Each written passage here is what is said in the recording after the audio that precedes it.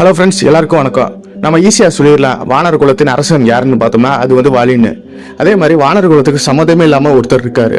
அவர் தான் வானர் குலத்திற்கு, அதாவது ஒட்டுமொத்த வானரங்களுக்கு வழிகாட்டியாக இருந்திருக்காரு, ஒரு மந்திரியார் என்று செயல்பட்டிருக்காரு.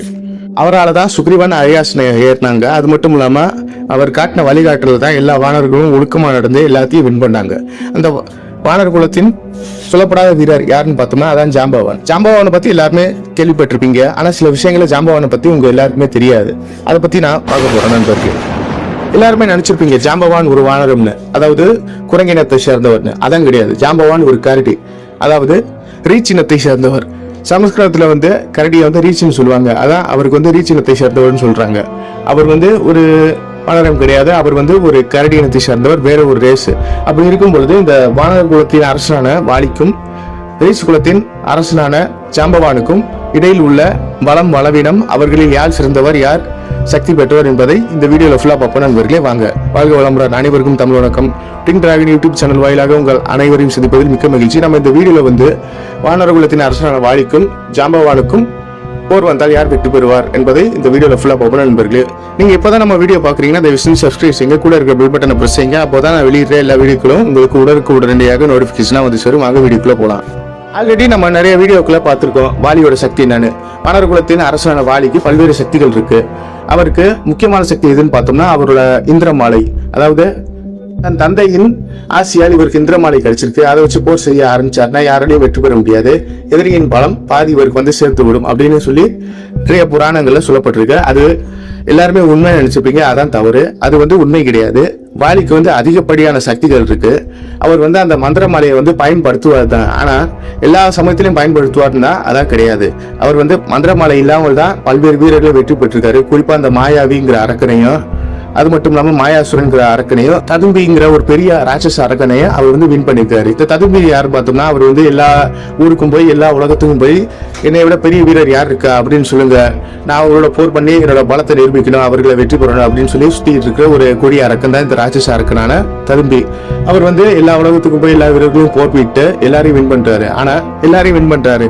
சிலர் என்ன சொல்றாருன்னா, நீ வந்து உங்களோட நான் பெரிய ஆள் கிடையாது, நீங்க வந்து எதிர்க்க வேண்டிய ஒரு ஆள் இருக்காரு, அது யாருன்னு பார்த்தோம்னா அதான் வாலி, நீங்க போய் வாலிகிட்ட போய் போர் பண்ணுங்க அப்படின்னு சொல்லி எல்லாரும் வந்து அவர் வந்து கலட்டி விடுறாங்க. அவரும் வாலிகிட்ட போய் போர் பண்ணணும் அப்படிங்கிற கியூரியாசிட்டியில போய் போர் பண்ண ஆரம்பிக்கிறாரு. வாலி அப்பதான் சிவபூஜையில இருக்காரு, அப்புறம் சூரிய நமஸ்காரம் பண்ணிட்டு இருக்காரு.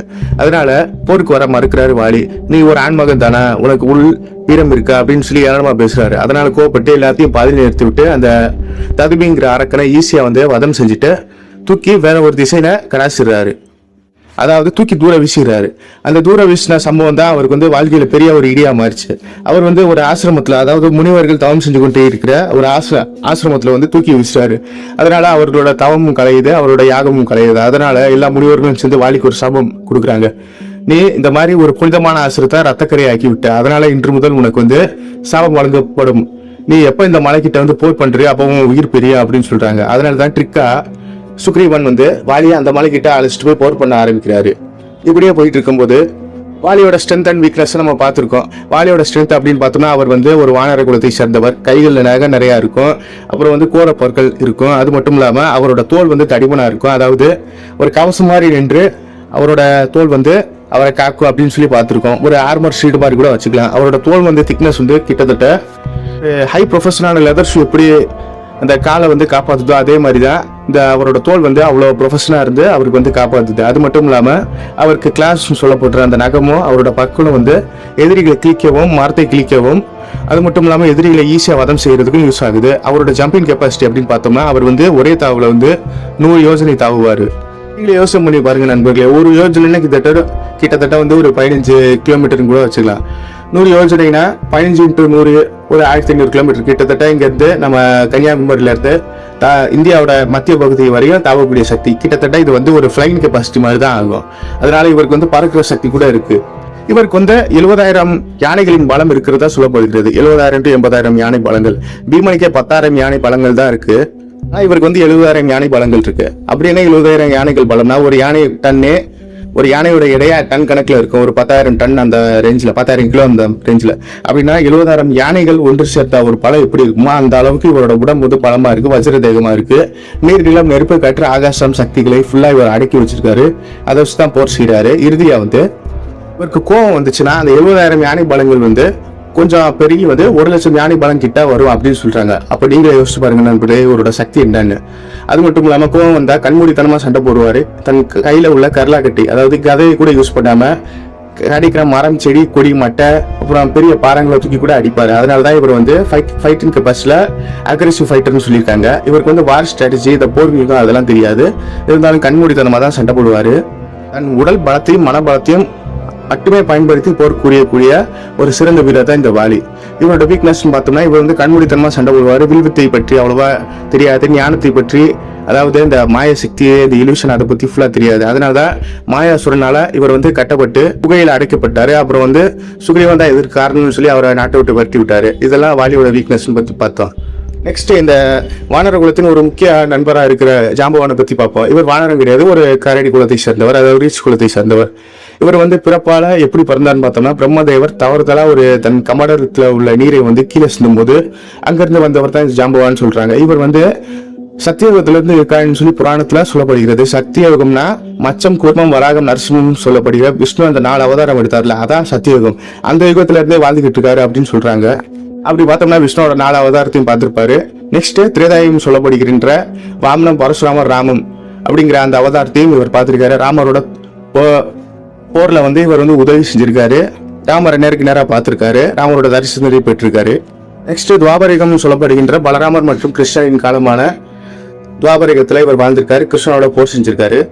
இறுதியா தன்னோட வயதிகம் காரணமாக இவர் வந்து மோட்சத்தை அடைஞ்சிட்டாரு அப்படின்னு சொல்லி புராணங்கள் சொல்லப்படுகிறது. வந்து இவரோட சக்தி வந்து அந்த சத்தியயுகத்திலிருந்து பார்ப்போம். இவரோட சக்தி எப்படி இருந்துச்சுன்னா, பிரம்மதேவரின் மகனும் ரீச் குலத்தை சேர்ந்தவருமான ஜாம்பவானுக்கு பல்வேறு சக்திகள் இருக்கு. இவருக்கு ஏன் ஜாம்பவான் பேர் வந்திருக்குன்னா, எல்லா துறையிலையும் வல்லுநரா இருக்கிற ஒருத்தர் வந்து பெரிய ஜாம்பவான், பெரிய அறிவாளின்னு தான் சொல்லுவாங்க. அந்த அளவுக்கு இவருக்கு வந்து அறிவும், ஞானமும், கல்வியும், செல்வமும் எல்லாமே மேலோங்கி இருந்துச்சு. பிரம்மதேவரின் மகனால இன்னும் கல்வியும் செல்வமும் நிறைய இருந்துச்சு. அதனால இவர் யாராலையும் அசைக்க முடியாத அளவுக்கு ஒரு ஞானியாவே விளங்கினார். கிட்டத்தட்ட பிரம்மருக்கு ஈக்குவலாக படைக்கும் சக்தியை பண்ணிட்டு இருந்தாருன்னு கூட சொல்லுவாங்க. நெக்ஸ்ட் வந்து போர்ல வியூகத்தை அமைக்கிறது, வியூகத்தை எப்படி உடைக்கிறது, அப்புறம் போர்ல என்ன குதிரையை பயன்படுத்தினா எப்படி வின் பண்றது, குதிரைப்படை, தேர்ப்படை, யானைப்படை, காலாற்படையை வச்சு எப்படி ஒரு ஹியூமனை அட்டாக் பண்றது, அந்த வார் ஸ்ட்ராட்டஜி, அப்புறம் போர் வியூகம் எல்லாத்தையும் சொல்ற அளவுக்கு இவர் வந்து ஒரு சக்திசாலியா இருந்திருக்காரு. போர்ல வந்து ஆயுதங்களை செய்யக்கூடிய அளவுக்கு இவர் வந்து சக்திசாலியா கூட இருந்திருக்காரு. இப்போ ஒரு ஆயுதத்தை செய்யணும்னா அதுக்கு வந்து இரும்போட ஞானம், நெருப்போட ஞானம், கெமிஸ்ட்ரி, பிசிக்கல் கெமிஸ்ட்ரி, பிசிக்ஸ் பத்தி ஃபுல்லா ஞானம் இருந்தால் தான் அந்த ஆயுதத்தை செய்ய முடியும். ஆயுதத்தை ஏவர கெப்பாசிட்டி அது ஃபுல்லா தெரியணும். அப்படி இருக்கும்போது இவர் ஆயுதத்தை செய்யறாருன்னா இவரோட சக்தி எந்த அளவுக்கு இருக்கும், ஞானம் எந்த அளவுக்கு இருக்கும் சொல்லி நீங்களே கற்பனை பண்ணிக்கோங்க நண்பர்களே. அதனால இவர் வந்து வாள், வில், கோடாரி, ஈட்டி, கதை, அது மட்டும் இல்லாம தூரத்துல இருந்து தாக்குற ஒரு சக்தி அஸ்திரம், அது மட்டும் இல்லாம கொடிய அஸ்திரமான பல்வேறு அஸ்திரத்தையும் உருவாக்குற ஞானமும் அழிக்கிற ஞானமும் இவருக்கு இருக்கு. அதனாலதான் இவர் வந்து ஜாம்பவான்ங்கிற பேர்ல அழைக்கப்பட்டிருக்கிறாரு. சத்தியுகத்துல இவர் செஞ்ச தவறுனால இவரோட சக்தி வந்து ஒன்னொன்னா குறைய ஆரம்பிக்குது. அது என்ன தவறு செஞ்சாரு அப்படின்னு பார்த்தோம்னா, இவர் விளையாட்டா போய் சுத்திட்டு இருக்கும் போது எல்லாருக்குமே தெரியும் கூர்மாவதாரம் எடுத்த காரணம் என்னவென்று. அப்போ அந்த பார்க்கடலை கடையும் பொழுது இந்த மேரு மலைங்கிற சொல்ல மலையை வந்து தெரியாதனமா இவர் தட்டி விட்டுறாரு. தட்டி விடும் போது இவர் கைப்பற்றி அந்த மலை உடஞ்சு போயிருது. அதனால சில முனிவர்கள் இவருக்கு சாபம் கொடுக்குறாங்க. இவ்வளவு சக்தி இருந்தால் நீங்க அதை கட்டுப்படுத்த தெரியல, அதனால உங்க சக்தி பாதி அளவில் குறைக்கப்படும். திரேதாயுகத்துல நீங்க கொஞ்சம் சக்தி இல்லாம தான் திகழ்வீங்க. அது மட்டும் இல்லாம உங்க சக்திகள் மட்டும்தான் பறிபோகும், ஞானம் பறிபோகாது அப்படின்னு சொல்றாங்க. அதனால சத்தியயுகத்துல செஞ்ச தவறுதனால இவருக்கு வந்து சக்தி ஃபுல்லா பறிபோகுது. நெக்ஸ்ட் திரேதாயுகத்துல ராமருக்கு துணையா நின்று பல்வேறு போர் வியூகங்களை பத்தி சொல்றாரு. சுக்ரீவனுக்கு வழிகாட்டுல இருந்து வானர குலத்தை சிலிக்க வைக்கிறாரு. அப்புறம் அங்கதன் வந்து தீவனா மாறிட்டான் ஒரு சமயம் சூர்பனகையின் சூழ்ச்சியால. அதனால அந்த தீய அங்கதனுடன் போர் செஞ்சு அங்கதனை வந்து வீழ்த்தியிருக்காரு. வாலியோட சக்தியில் பாதி பெற்றோர் தான் அங்கதன்.